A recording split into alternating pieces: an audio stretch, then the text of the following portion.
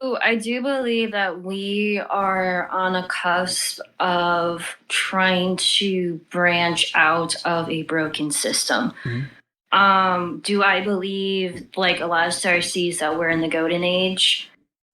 No.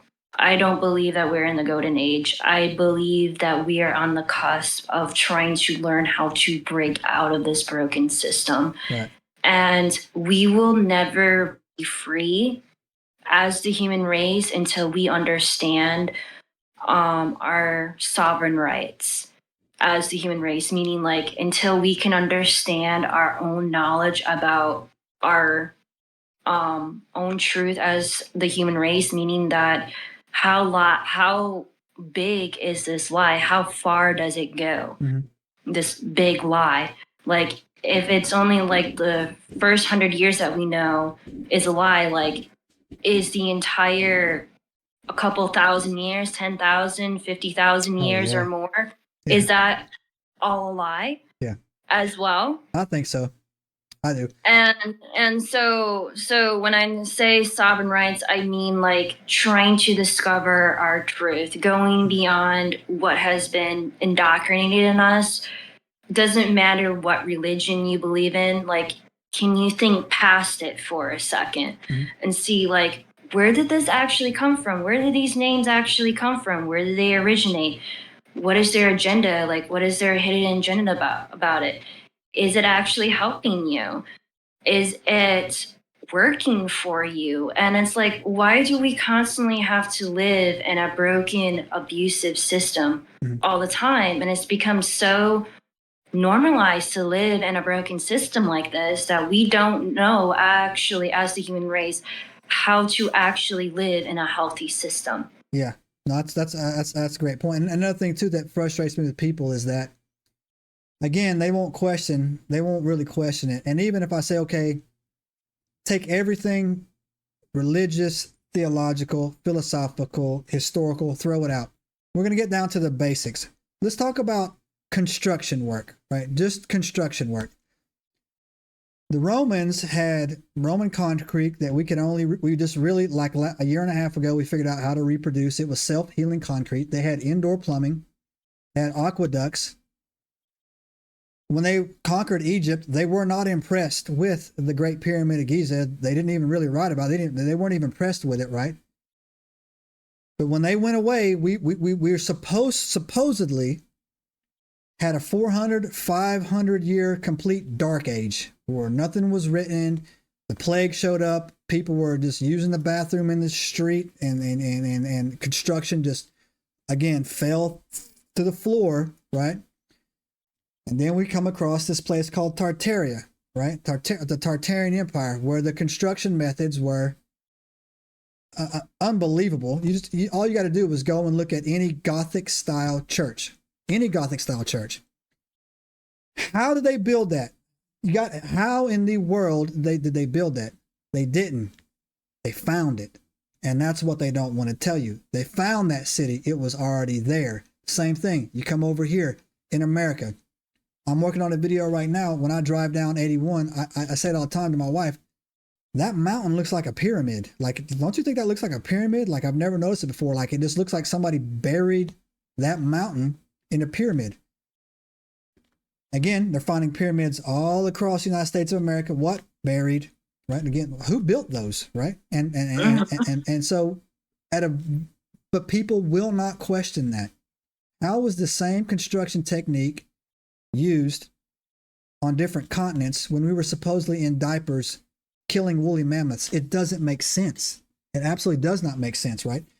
From just a practical, logical standpoint. How come, and this is another thing too we'll talk about real quick, and I'll toss it back to you for some more questions. How come the old methods of healing that were suppressed literally about 100 years ago were, perfect example, raw onions on the feet break fevers? How come that went away? I don't know if you ever heard that or not. The homeopathic recipes are coming back into it. How come they're proving now that everybody's doing this thing called grounding, right? Where if you walk around outside with your shoes off, you're connected to the earth and it takes the negative energy out of you. So now everybody's using these grounding pads, right? Well, how come they knew that 200 years ago? Literally hug a tree and you'll feel better. And for 100 years, everybody's been putting on anxiety medicines and antidepressant medicines. I know why.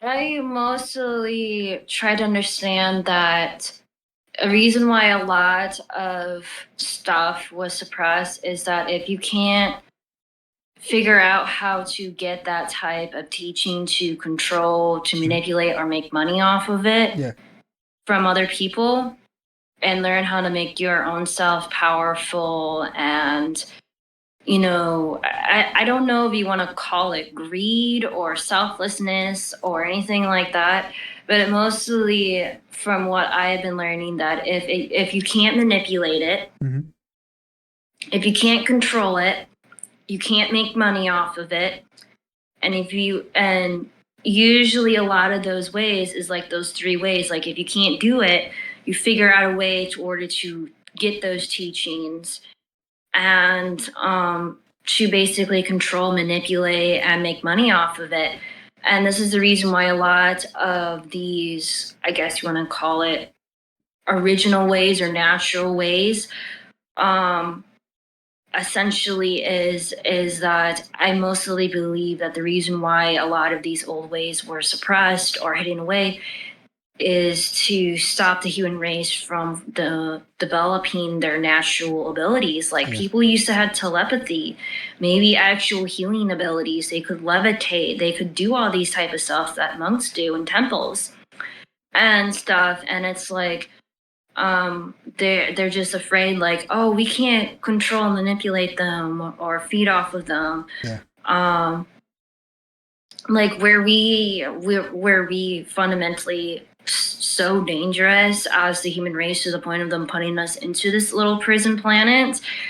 And so it goes into this way of like the reason why a lot of this information is suppressed is because they don't want us to know ourselves, they don't want us to know our truth, and they don't want us to come into our power. Yeah, I 100% agree with you on that. The Rockefellers dreamed it up on Jekyll Island way back in the day. I think who they were probably down there sacrificing, you know what. But you're absolutely right. And I tell people this all the time. We're incredibly dangerous, right? With our abilities, right? They want us to think that we're not special. They want us to think that there's no divinity in us. They want us to think that, you know what, you know, be happy with what you got, go forward on that. They want you dependent on them nonstop. They don't buy it at all. And because of their wicked ways, they can never achieve what they're doing because of what they call karmatic retribution. You reap what you sow, you name it, right?